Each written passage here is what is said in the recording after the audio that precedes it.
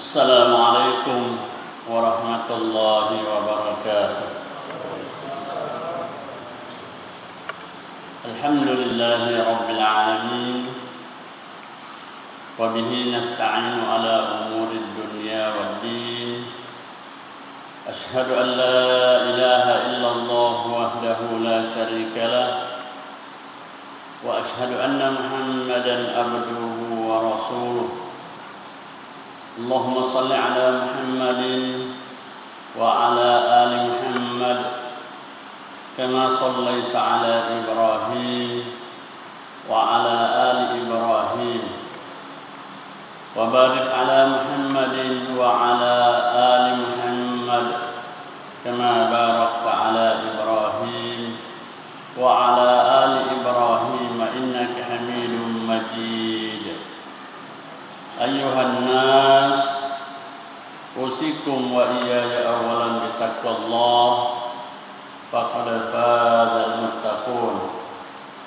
Ya ayyuhalladzina amanu taqullaha haqqa tuqatih wa la tamutunna illa wa antum muslimun. Kaum muslimin dan muslimat sedang jamaah, kembali kita bersyukur dan memuji Allah Subhanahu wa taala. Semoga kesyukuran kita terhadap nikmat-nikmat Allah Subhanahu wa taala mampu mendatangkan tambahan nikmat untuk kebaikan hidup di dunia dan mampu untuk menjadi penyelamat untuk kebahagiaan kita di hari akhirat. Selanjutnya mari kita bersalawat kepada Nabi sallallahu alaihi wasallam. Semoga kita semua mendapatkan syafaatnya pada saat dibutuhkan nanti insyaallah. Dalam kesempatan yang berbahagia ini, kembali kami mengajak diri kami dan para jemaah sekalian, sebagaimana firman Allah Subhanahu wa taala yang memberikan jaminan bahwa agama Allah Subhanahu wa taala adalah agama yang suci dan tidak akan mendapatkan keberkahan atau manfaat dari agama ini kecuali hati yang suci pula. Kalau dalam khutbah siang tadi kita mengambil sebagai dasar pembahasan kita firman Allah Subhanahu wa taala, a'udzubillahi minasyaitonir rajim, qad aflaha man tazakka wa zakara isma rabbih fasalla. Maka pada kesempatan ini kita mengambil dasar pembahasan, yakni qad aflaha man zakkaha wa qad khaba man dassaha. Sungguh beruntung, berbahagialah orang-orang yang mensucikan jiwanya atau dirinya, dan celaka binasalah orang yang mengotori jiwanya. Allah Subhanahu wa taala telah memberikan mandat kepada Nabiullah Muhammad sallallahu alaihi wasallam untuk menjadi contoh dan ikutan umat manusia sampai di akhir zaman, sebagai dasar untuk menjadi atau menjalankan agama yang Allah Subhanahu wa taala telah tetapkan buat kita semua sebagai hamba-Nya. Allah Subhanahu wa taala memberikan mandat kepada Nabiullah Muhammad sallallahu alaihi wasallam, dan dari sanalah beliau menempa para sahabatnya untuk memiliki hati yang suci, hati yang bersih, hati yang jernih. Karena agama Allah Subhanahu wa taala tidak mampu atau tidak dapat memberikan pengaruh kecuali hanya kepada hati yang bersih. Banyak kisah perjalanan tentang sahabat. Antara lain yang pernah kita sampaikan bahwa begitu bersihnya, sucinya hati para sahabat-sahabat Nabi sallallahu alaihi wasallam sehingga tidak ada satupun berita yang sampai kepadanya kalau itu adalah berita tentang cerita orang untuk dirinya yang jelek, kecuali dia mengatakan bahwa semoga Allah Subhanahu wa taala mengampuni kami dari lebih daripada yang orang lain tahu tentang kekurangan saya. Ketika ada yang memberikan sanjungan, semoga Allah Subhanahu wa taala menetapkan kecintaannya melebihi daripada pengetahuan orang-orang tersebut tentang kebaikan saya. Artinya apa? Tidak ada harapan yang lain, tidak ada yang mereka harapkan kecuali hanya penilaian dari Allah Subhanahu wa taala. Mari kita perhatikan betapa umat Islam atau kita secara umum termasuk yang berbicara kadang lebih takut dan lebih khawatir kalau raga kita, jasad kita itu kotor, karena akan menimbulkan penyakit. Tetapi tidak pernah merasa khawatir lebih daripada itu ketika hati kita yang kotor, hati kita yang sakit. Allah Subhanahu wa taala itulah memberikan gambaran yang memelihara kondisi hati atau hatinya, itulah orang yang berbahagia. Kesehatan jasmani itu penting, tetapi jauh lebih penting adalah kesehatan rohani. Maka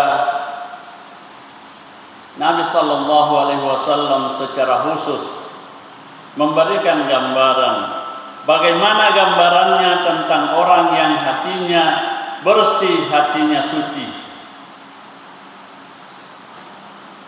Dalam sebuah firman Allah Subhanahu wa taala, kisah Nabiullah Ibrahim alaihissalam dan kisah sahabat Nabi sallallahu alaihi wasallam, yakni Abu Bakar As-Siddiq. Beliau itu manusia biasa yang punya perasaan dan punya titik lemah sebagai manusia biasa. Ketika terjadi hadisul ifk, tersebar berita bohong yang dipelopori oleh Abdullah bin Ubay bin Salul, gembong munafik. Ketika Siti Aisyah ketinggalan, lalu kemudian Safwan bin Muattal itu yang mendapatkannya, lalu kemudian meminta untuk Aisyah naik ke kendaraannya. Apa yang terjadi? Yang kita ingin garis bawahi adalah ada seorang yang sepupu kerabat dekat dari Abu Bakar As-Siddiq yang terlibat dalam berita itu. Codok-codok to, natambah-tambah itu. Ketika beredar isu bahwa bagaimana kalau sudah kucing dengan ikan dalam satu kurungan, dia mengatakan, ya itulah, saya juga tidak pernah berpikir tentang itu. Ternyata semua bisa terjadi. ungkapan ini sampai ke telinga Abu Bakar As-Siddiq, maka apa yang terjadi? Beliau bersumpah, Mistah bin Asasah atau bin Usasah itu kami tidak akan berikan lagi tunjangan, karena sepupunya itu ditunjang diberikan oleh Abu Bakar As-Siddiq biaya hidup, segalanya atau bantuan itu diberikan kepadanya sudah sejak lama, dan itulah yang membuat Abu Bakar As-Siddiq merasa bahwa saya tidak akan berikan lagi tunjangan kepadanya. Lalu Allah Subhanahu wa taala menurunkan firman-Nya, "Wala ya'tali ulul fadli minkum was-sa'ah." Tidak pantas bersumpah seseorang yang diberikan oleh Allah kelapangan, ayu'tu ulil qurba wal masakin wal muhajirin fi sabilillah, untuk tidak memberikan lagi bantuan kepada kerabatnya, kepada orang miskin dan kepada orang yang berada di jalan Allah Subhanahu wa taala. Apa yang terjadi? Abu Bakar As-Siddiq tahu persis ini ada hubungannya dengan ucapan kami beberapa waktu yang lalu. Maka saat itulah Abu Bakar As-Siddiq mulai dan mengaku, insyaallah kami akan lanjutkan apa yang telah kami lakukan sebelumnya kepada Mistah bin Usasah. Apa yang kita petik sebagai pelajaran? Kalau sekiranya dendam itu atau penyakit hati yang namanya dendam itu boleh, maka yang pantas untuk dendam adalah Abu Bakar As-Siddiq. Dapat dipahami bagaimana sakitnya hatinya sebagai manusia biasa. Orang yang diberikan tunjangan bukan hanya sehari dua hari, sekali dua kali, tetapi itu dari waktu yang lama, sejak lama.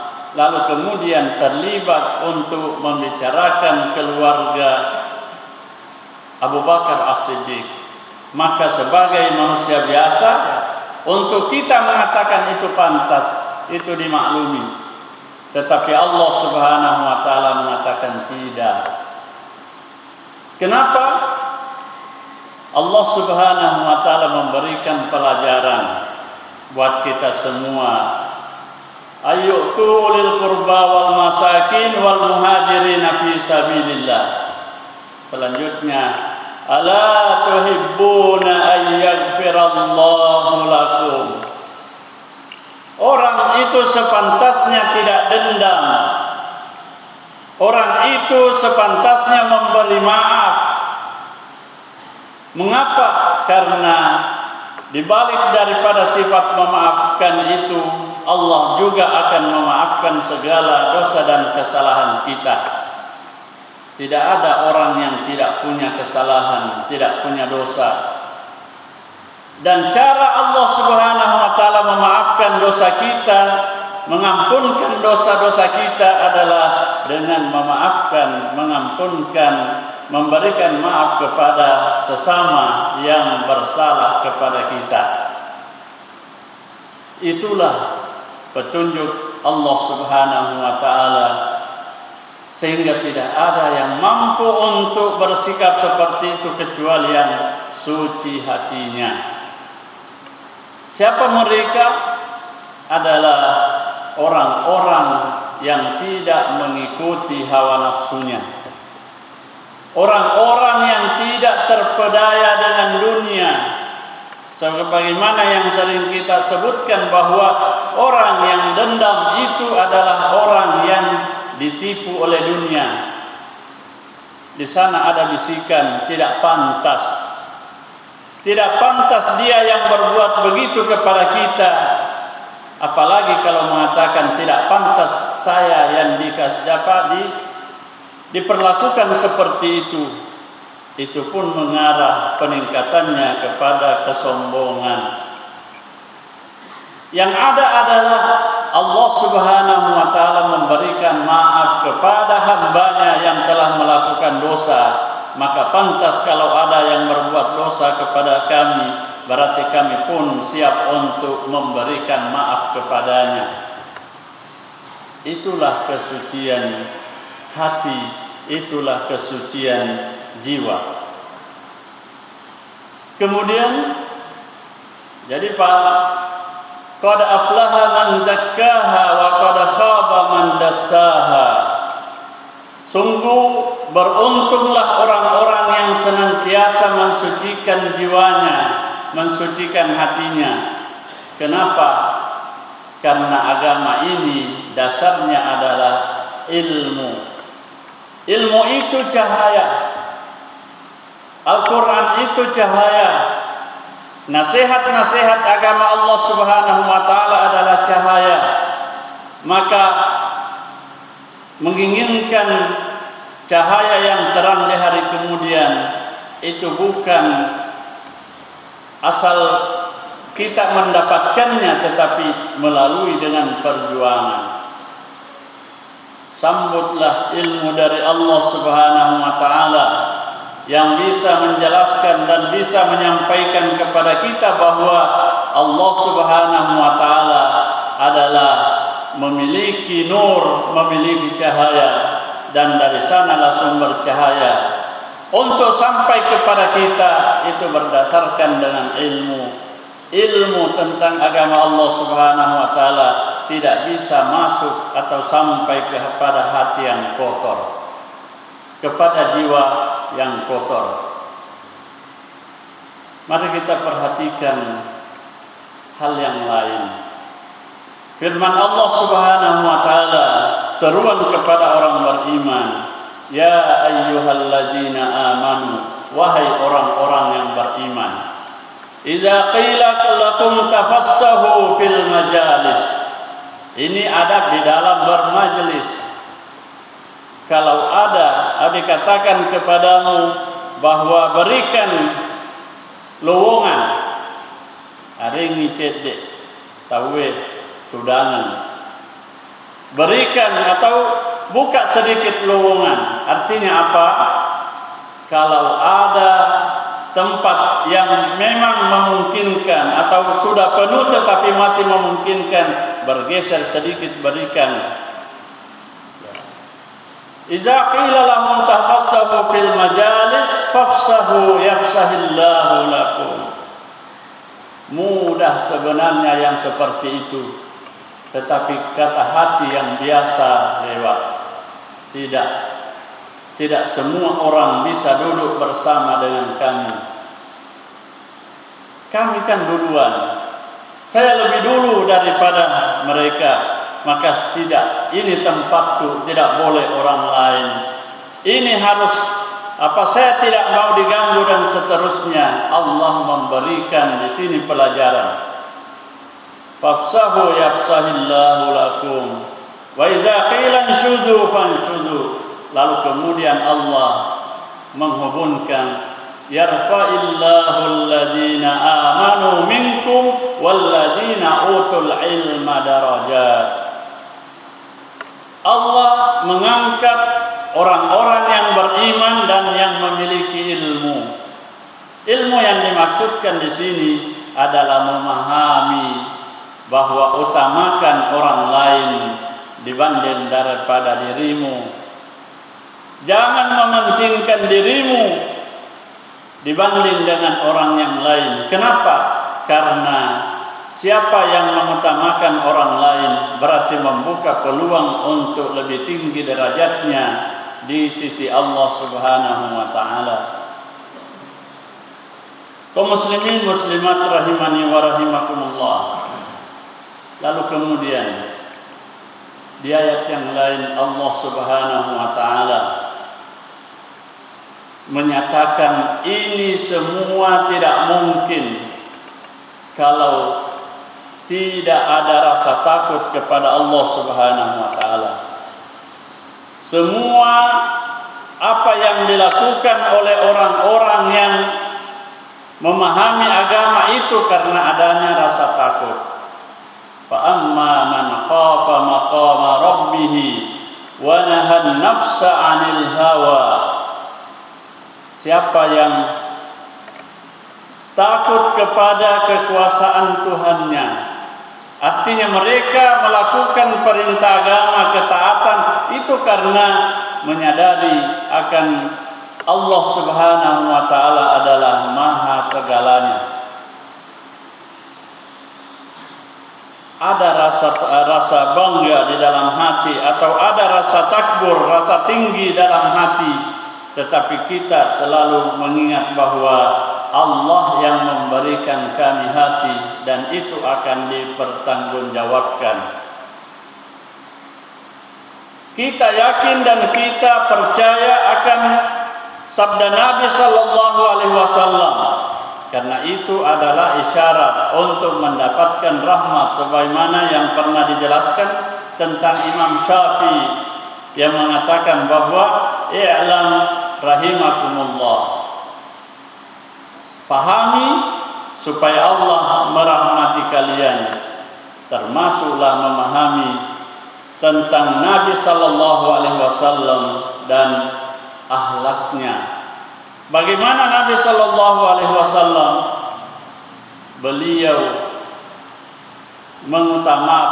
kadang lebih tinggi perhatiannya, lebih susah hatinya ketika mengetahui ada sahabatnya yang susah.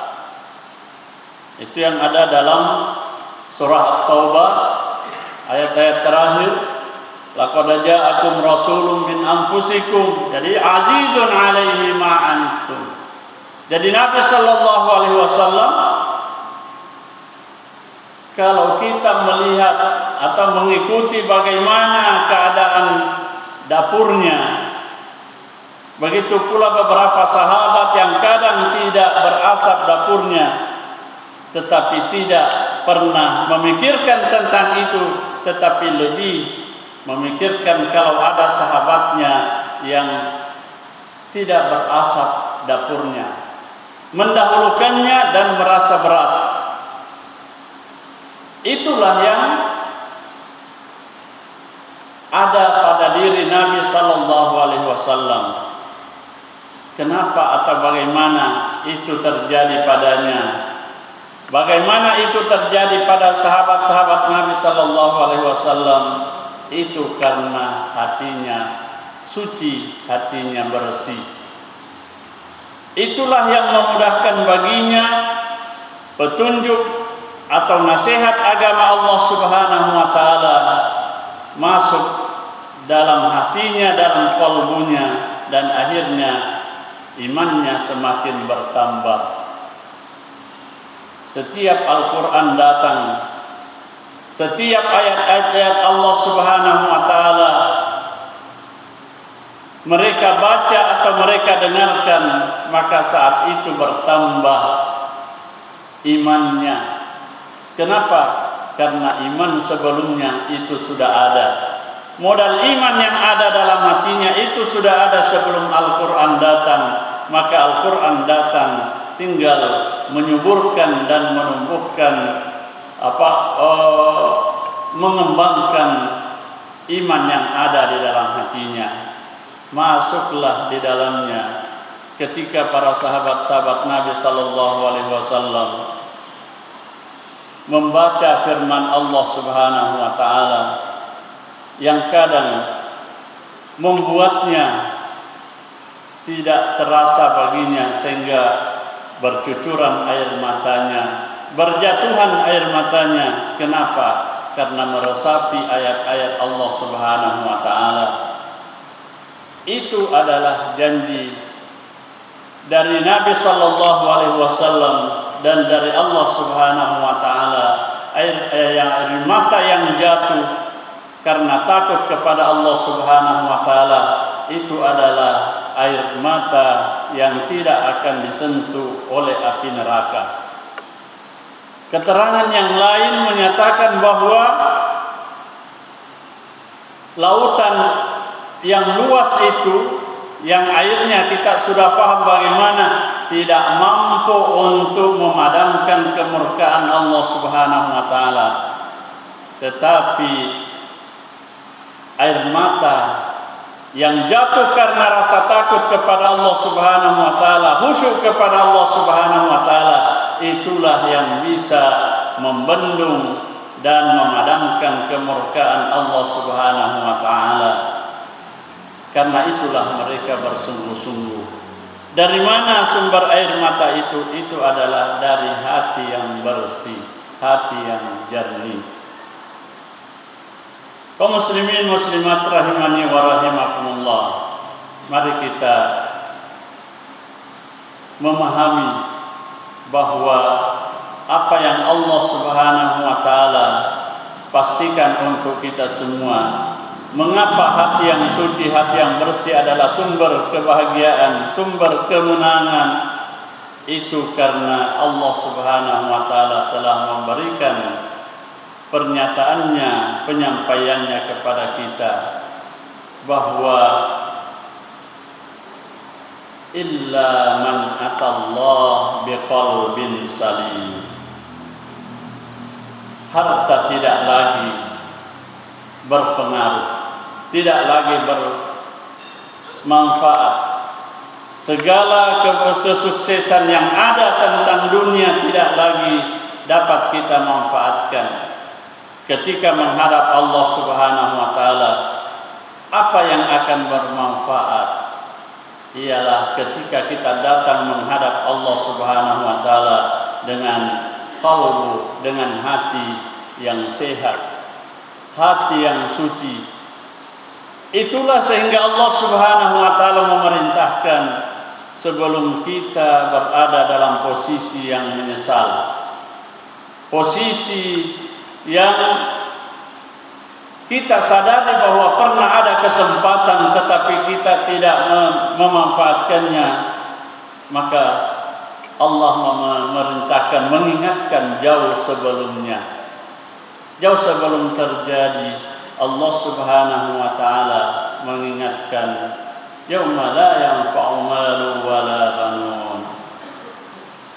Ada sebuah tulisan, bentuknya sebagai pertanyaan yang paling membingungkan di dunia ini. Sebenarnya katanya apa? Jawabannya ternyata adalah manusia. Yang membingungkan itu adalah manusia. Kenapa? Karena kadang kesehatannya itu dikorbankan untuk mendapatkan harta. Lalu kemudian setelah itu hartanya dia korbankan untuk kesehatannya. Artinya apa? Itulah karena tidak adanya kesadaran harta itu memang wajib untuk dicari. Allah tidak memberikan bocorannya bahwa kita akan menjadi orang kaya atau tidak akan menjadi orang kaya. Kenapa? Karena Allah memerintahkan kita berusaha. Akan tetapi Allah mengingatkan usaha itu, kerja keras itu akan berhasil ketika Allah mengizinkan, Allah mentakdirkan.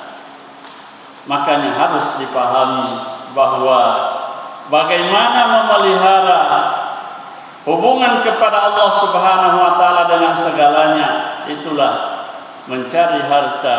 Koridornya sudah ada, jalannya sudah ada. Mendapatkan harta sudah juga ada tuntunannya bagaimana. Tapi itulah manusia yang tidak beriman, seperti ungkapan tadi. Habis waktunya, tidak menjaga kesehatannya karena mengumpulkan harta, tetapi setelah hartanya terkumpul, dihabiskan untuk menjaga atau untuk memulihkan kesehatannya. Siapa yang menjadi orang yang hatinya bersih, hatinya suci, adalah orang yang menyadari harta itu adalah alat untuk mensucikan jiwa, alat untuk mensucikan diri. Tidakkah kita perhatikan betapa orang yang bersungguh-sungguh untuk mendapatkan tempat atau posisi yang teristimewa di hari kemudian nanti di hadapan Allah Subhanahu wa taala. Ternyata ada orang yang bisa menempati posisi seperti itu.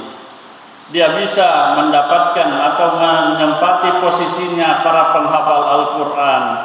Dia bisa menempati posisinya orang-orang yang punya kelebihan dalam hal amalan-amalan tertentu. Siapa mereka? Adalah mereka yang tidak membingungkan sesama manusia, yakni mengetahui memahami bahwa harta itu bukan untuk melupakan kita dalam mencarinya, dan harta itu bukan untuk kita habiskan dan melupakan siapa yang memberinya. Itulah yang akan menjadi orang yang bisa mendapatkan tempat-tempat yang orang lain mampu untuk dapatkan. Mengapa dia bisa memberikan kontribusi kepada para penghafal dengan memberikan bantuan kepadanya? Dia bisa mendapatkan tempat bagi orang-orang yang memberikan atau mengajar tentang ilmu pengetahuan. Bagaimana? Yakni dengan membangun madrasah. Dia bisa menempati posisi orang-orang yang ahli ibadah. Bagaimana? Memberikan kontribusi besar dengan pembangunan sarana-sarana ibadah. Maka maksud dari firman Allah Subhanahu wa taala, la yanfa'u malu wala banun, itu nanti ketika kita sudah menghadap kepada Allah Subhanahu wa taala. Kalau sudah mati, sudah diwafatkan oleh Allah Subhanahu wa taala, harta yang kita tinggalkan tidak akan bermanfaat lagi. Harta yang kita sudah dahulukan, kita sudah kirimkan terlebih dahulu kepada Allah Subhanahu wa taala, itulah yang akan bermanfaat. Maka mari kita pahami firman Allah Subhanahu wa taala, in tuqridullaha qardan hasana fayudha'ifahu lahu ad'afan katsira. Allah menggunakan kata-kata yang sangat indah. Siapa yang memberikan pinjaman kepada Allah Subhanahu wa taala, maksudnya adalah apa yang kita lakukan, amal soleh yang kita lakukan dengan harta itu karena sifatnya pinjaman. Kita berikan pinjaman kepada Allah. Kenapa? Karena Allah tidak atau belum memberikan balasan kepada kita. Allah tidak akan mengembalikan di dunia, tapi akan mengembalikan dan membayarnya nanti di hari kemudian. Kata Allah Subhanahu wa taala, fa yudha'ifahu lahu ad'afan katsira. Allah akan melipat gandakannya dengan lipat ganda yang tidak terbatas. Oleh karenanya, marilah kita kembali. Man atallaha biqalbin salim. Siapa yang datang kepada Allah Subhanahu wa taala dengan hati yang bersih, maka cara untuk membersihkan hati adalah menghadirkan rasa takut kepada Allah Subhanahu wa taala. Cara menghadirkan rasa takut kepada Allah Subhanahu wa taala adalah melatih diri untuk melaksanakan atau mengamalkan amalan-amalan yang termasuk amalan-amalan andalan yang Nabi dan para sahabatnya telah memberikan contoh buat kita semua. Kalau sudah demikian, hanya tinggal menunggu atau menjaga keikhlasan kita, karena amal-amal saleh itu ada orang bilang bahwa mudah melakukan amal, tetapi menjaga amal itu yang susah.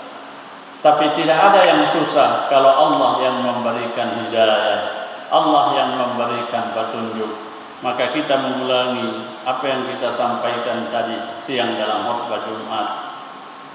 Ketakwaan dalam segala amal itulah yang menjadi modal utama.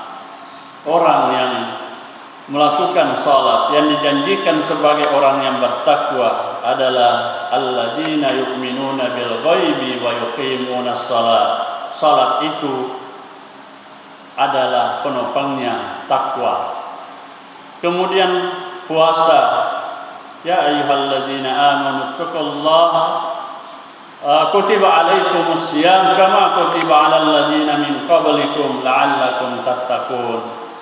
Amal saleh yang namanya puasa adalah dasarnya, fondasinya adalah takwa. Tidak akan tercapai puasa yang Allah Subhanahu wa taala kehendaki kepada kita kecuali dengan dasar takwa.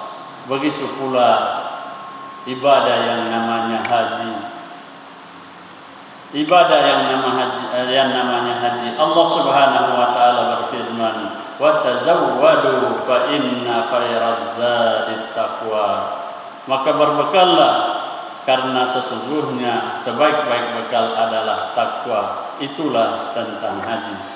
Maka marilah kita berusaha mensucikan hati kita, mengingat bahwa semua atau kesucian hati itu semuanya bisa kita dapatkan karena kita yakin bahwa Allah Subhanahu wa taala adalah pemberi petunjuk, pemberi hidayah. Ketika kita menginginkan, ya kita akhiri dengan sebuah pesan dari seorang ulama yang mengatakan bahwa siapa yang urusan atau pikiran terbesarnya ketika bangun dari tidurnya adalah urusan dunia, maka sekalipun diberikan kesempatan memiliki beberapa tempat atau lahan yang sangat luas, akhirnya Allah akan mentakdirkan kepadanya ukuran baginya adalah 1 kali 2 meter. Tetapi siapa yang ada di pikirannya adalah urusan agama, sekalipun pada dasarnya mungkin tidak punya rumah, tidak apalagi mempunyai kaplin untuk rumah, tetapi dia mengutamakan urusan akhirat, maka Allah Subhanahu wa taala akan memberikan lahan seluas langit dan bumi. Untuk siapa? Adalah untuk orang yang bertakwa. Jannatin arduha ka'ardis samawati wal ard. Diberikan padanya surga seluas langit dan bumi. Kita ulangi, orang yang dunia menjadi obsesinya, bagaimanapun kekayaannya, bagaimanapun luasnya lahan yang dia miliki, pada akhirnya hanya mendapatkan 1 kali 2 meter. Tapi siapapun yang bermodal takwa kepada Allah Subhanahu wa taala dan mengamalkan segala perintah agama, maka sekalipun tidak mampu membeli lahan untuk rumah baginya, sekalipun kecil, tetapi pada akhirnya akan mendapatkan lahan seluas langit dan bumi, yakni surga Allah Subhanahu wa taala. Semoga kita semua mendapatkan kebahagiaan kebaikan di dunia, mendapatkan lahan yang luas di dunia, dan mendapatkan janji Allah Subhanahu wa taala lahan yang seluas langit dan bumi nanti di hari kemudian. Dan itu adalah janji pasti dari Allah Subhanahu wa taala. Maka marilah kita berusaha menjadi orang yang bertakwa, maka Allah Subhanahu wa taala akan mewariskan kepada kita Jannatul Firdaus. Marilah kita menjadi orang yang senantiasa menjadi orang yang saleh, menjadi orang yang berbuat baik, maka Allah Subhanahu wa taala akan memberikan kita, mewariskan kepada kita bumi yang Allah Subhanahu wa taala tetapkan bahwa annal arda yarithuha ibadiyas salihun. Sesungguhnya bumi Allah Subhanahu wa taala itu diberikan sebagai waris kepada orang atau hamba-hamba Allah Subhanahu wa taala yang saleh. Semoga kita semua mendapatkan kebaikan kehidupan dunia sebagaimana yang selalu kita doakan. Rabbana atina fid dunya hasanah wa fil akhirati hasanah wa qina azabannar. Dan itulah kebahagiaan yang hakiki.